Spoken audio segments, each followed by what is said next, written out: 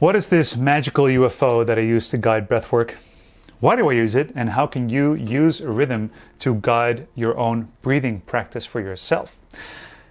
What up, humanoids? My name is Casper at Casper's Focus, aka the Breathwork Biohacker, and I would love to share some of my thoughts on these frequently asked questions.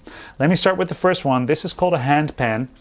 It's a percussion instrument, hand-hammered notes on a metal UFO shaped sheet of metal, like I said, and it is melodic and percussive, so you can play melodies and tones in rhythm.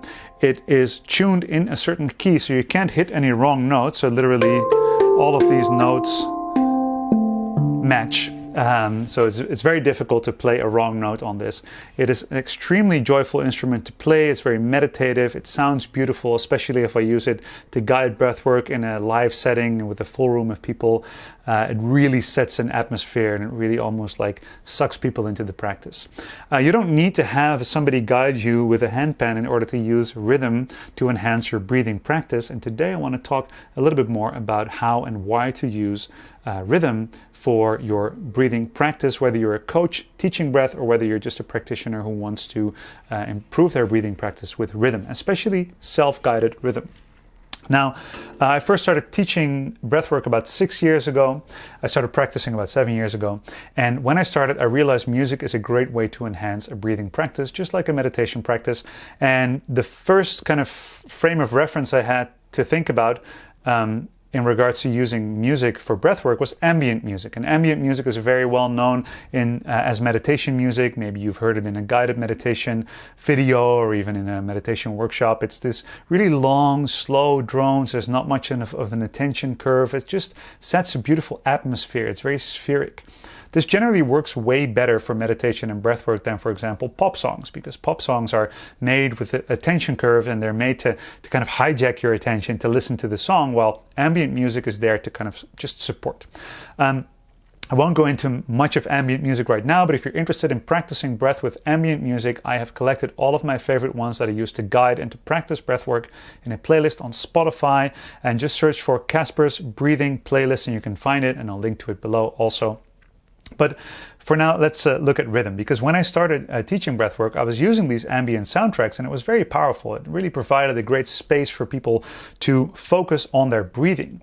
But after a few hundred sessions, like a few hundred people in my sessions and in my group work, I wanted to find something that really invites people to enter a very specific rhythm, because I realized the more you can control the rhythm of your breath, the more you can control the rhythm of your heart rate, but also the state of your nervous system and the rhythm of your brain even, right?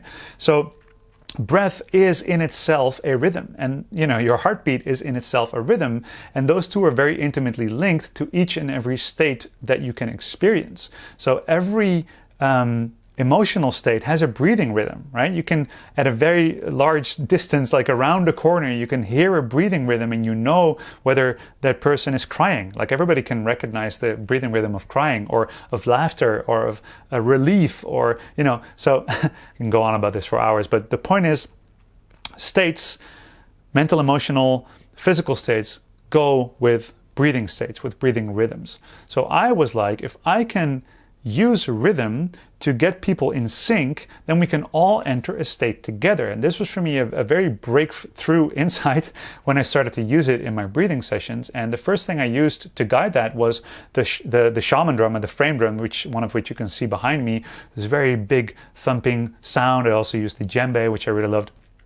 And I started to use it for breathing practice, and I just noticed that as soon as you start to invite people into a specific rhythm, they find it much easier to tag along, to focus on it, and they kind of just surrender to it and let their body breathe in that way, which means that those states are much more available to them. And this is also available to you in your practice. Now, the most well-known breathing technique that uses rhythm is box breathing. It's a very simple breathing rhythm where you go in, 2, 3, 4, and hold, 2, 3, 4, and breathe out, 2, 3, 4, and hold, 2, 3, 4.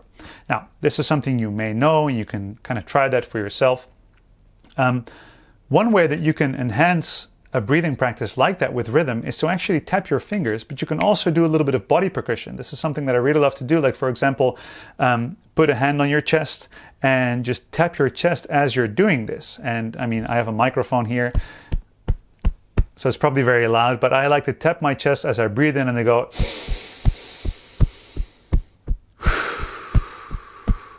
for example, like that. Or I like to stand outside in the morning and do a breathing practice where I bounce my feet on the floor, and that creates a rhythm of just kind of like standing and shaking it out. And then I breathe, for example, like that, or even go in, out, in, out. So there are many ways to do this. And then the question is, what is the ideal rhythm? What is the ideal pace? And how do you determine this? Well, there's not one specific answer to this. And I know, like, I'm known for using science and like very specific pinpoint precision to say exactly use this breathing technique for this amount of counts in and for that amount of counts hold. And yes, it is possible to work with precision like that and to kind of explain that scientifically, but it's not necessary for your own practice. So what I love to do is I like to see where my body is in the moment and how it likes to breathe. So for example, if you want to calm yourself down with a breathing technique, you can, first of all, take a breath that feels calming to you, like a sigh of relief.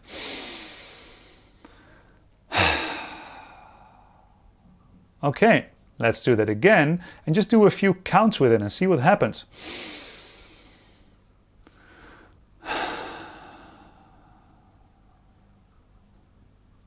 Okay, so that was actually 4 counts in, 3 of which were nasal, 1 of which was mouth, and 6 counts out. Okay, so now I have a breathing rhythm. So let's say I make a little metronome for myself, or I tap my hands, or I tap my chest, or I tap my whatever, right? So let's make a rhythm. And now I'm going to repeat that same breath that my body wanted to breathe, right? So I start where I am, see what my body feels like is relief in that moment, and then I patternize it with rhythm. So now it goes,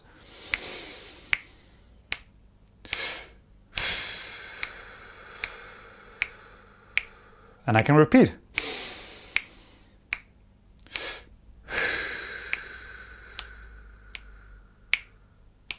So what I like about, and this is incredibly simple, right? But it is a paradigm shift for a lot of people, because many people think, I need to know exactly how many counts to breathe. I need to know exactly how long to inhale, how long to exhale, precisely what the ideal rhythm is. But your body knows this. And if you practice this way, then you can start where you are, listen to your own body, really tune in with your biology. What do I need right now?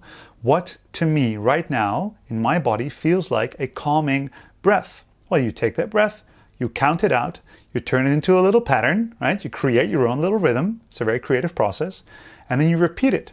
And you will notice that it can take a little bit of time to coordinate your motor skills of tapping or drumming or whatever with your breath control. But if you do it, you'll notice that you'll very easily link into that rhythm and that your body will kind of glide into that pattern. Like I said, it takes a little bit of practice, but the more you practice with this, the better you will get at really locking your system into a rhythm. And especially if you learn which of your personal states fit which specific breathing rhythm, you will have way more self-regulation and self-control over how to enter those states at will by using a breathing technique in rhythm.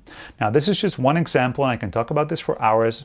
I definitely suggest you try it out. If you're a breathing coach, try this out with your clients. It's an amazing way to give people their own personalized breathing technique, and especially pick up a drumming practice. If you're not making music yet, especially if you're a breath coach, it's so important to be able to guide music with your clients. This is why in my Breathwork Masterclass, I even teach people how to build their own drum and play it for their clients, because it really expands your awareness of breath, your ability to guide breath, and especially the impact that you have on your clients. And if you're not a coach, the impact you have on your own breathing practice.